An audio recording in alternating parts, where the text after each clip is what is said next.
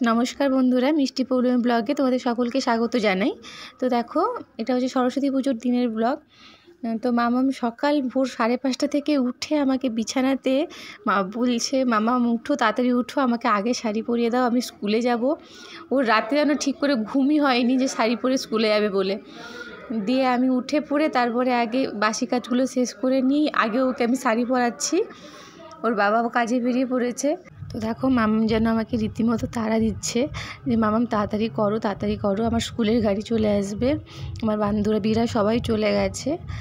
দিয়ে আমি ওকে বললাম আমি তাড়াতাড়ি করে দিচ্ছি, তো স্কুলের গাড়ি 8টার সময় আসবে, আমি তোকে তার আগে কমপ্লিট করে দেবো। তো সাজুগুজু করছে দেখো।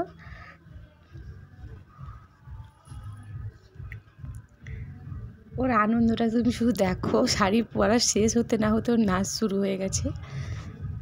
আসলে বছরে একটা দিনই ও শাড়ি পরতে পারে, ওই সরস্বতী পুজোর দিনই। ওকে সবসময় সরস্বতী পুজোর দিন শাড়ি পরিয়ে দিই। ও সরস্বতী পুজোর দিন শাড়ি পরলে ওর এত খুশি, এত আনন্দ, শাড়ি সারাদিন খুলতেই চায় না গা থেকে। আর মাথায় খোঁপা করে দিয়েছিলাম বড় করে, তো মাথায় খোঁপা করার পরে ওর কী আনন্দ, বলছে আমার অনেক বড় চুল, আমার অনেক বড় খোঁপা। তো এই আনন্দ করছিল। তারপরে ও ক্যামেরার সামনে শুধু গিয়ে নাচছে। মামামের এই আনন্দগুলো দেখলে যেন আমার ছোটোবেলার কথা মনে পড়ে। আমিও ঠিক এইভাবেই মায়ের কাছে বায়না করতাম যে মা সরস্বতী পুজোর দিনে শাড়ি পরিয়ে দাও, সকলে পরবে, আমিও পরবো। তো দেখো ওই জন্য মামামকে খুশি দেখে যেন খুশিই লাগছে আমার খুব। ও এত আনন্দ যে আমার নিজেরই খুব ভালো লাগছে। শাড়ি পরতে পরতে বারবার ও আয়নার সামনে চলে যাচ্ছে যে ওর সব কিছু ঠিকঠাক হচ্ছে কি না। বারবার আয়নার সামনে গিয়ে দেখছে ওর লিপস্টিক ঠিক হয়েছে কি না, ওর শাড়ি পরানো ঠিক হয়েছে কি না। শাড়ি পরে ও শুধুই নেচে যাচ্ছে।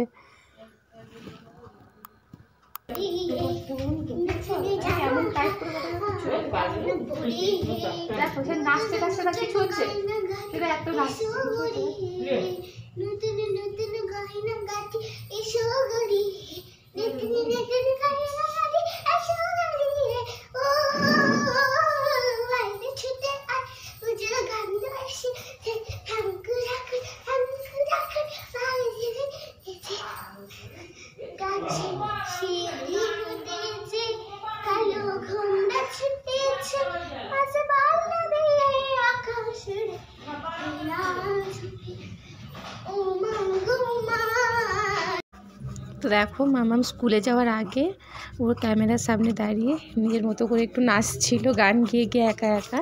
তারপরে ও বেরিয়ে গেছে। আর ও বেরিয়ে যাওয়ার পরেই আমি ঘর আরও মুছে ফেলছি।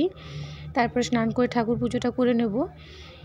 আর আজকে আমি আর মামাম একটু যাব, আমার মাসি শাশুড়ির ঘরে যাব। মামাম স্কুল থেকে ফিরে এলে তারপরে আমি আর মামাম বেরিয়ে যাব 11টার দিকে।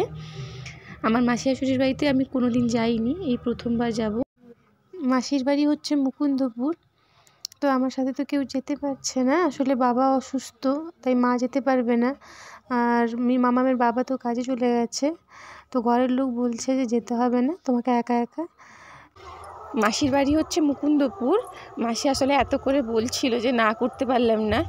তারপর মাসি বললো যে তুমি এসো, দিলে সেন্ট্রাল পর্যন্ত চলে এসো, দিলে ভাই গিয়ে তোমাকে নিয়ে আসবে। তারপরে আমি বললাম হোক ঠিক আছে, মামাম স্কুল থেকে আসুক, দিলে আমরা বেরোবো। তারপর মামাম এক্ষুনি চলে আসবে, মামামের স্কুল থেকে আসার সময়ও হয়ে গেছে, ওকে আনতেও চলে গেছে, এইমাত্র চলে আসবে।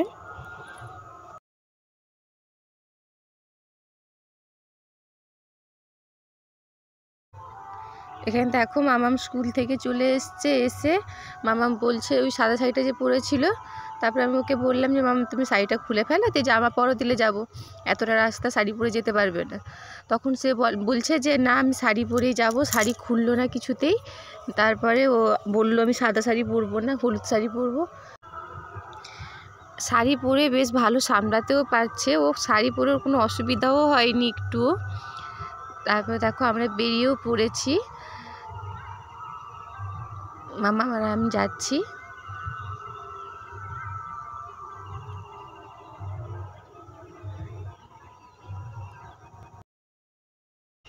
আশা করছি ভিডিওটি তোমাদের ভালো লাগবে। যদি ভালো লাগে প্লিজ সাবস্ক্রাইব করে দিও আর লাইক কমেন্ট করো। লাইক কমেন্ট করলে আমি একটু উৎসাহ পাই পরবর্তী ভিডিও করার জন্য।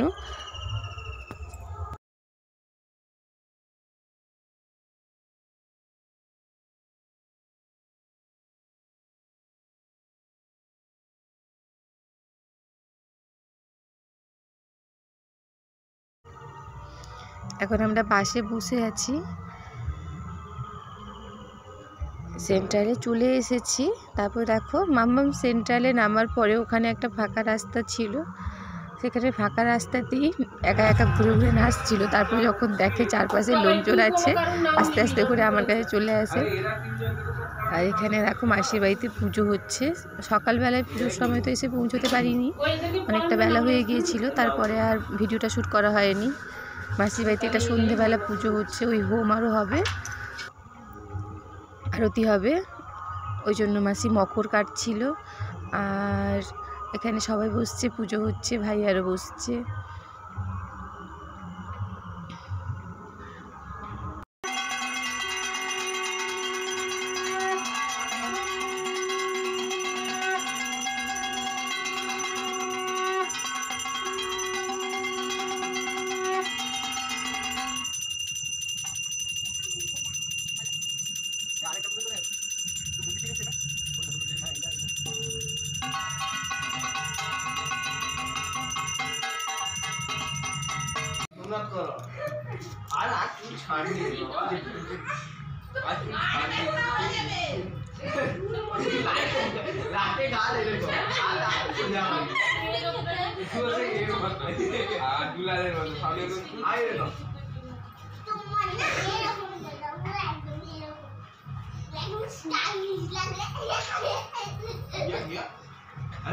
পুজো শেষ হওয়ার পরে মামা মোর কাকাইদের সঙ্গে বসে খেলছে, সারাক্ষণ ওর কাকাইদেরকে বিরক্ত করছে।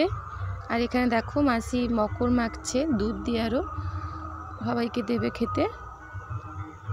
তো আজকে ব্লগটা আর কন্টিনিউ করলাম না, আবার দেখা হবে নেক্সট ব্লগে। তো এখনকার মতো টাটা।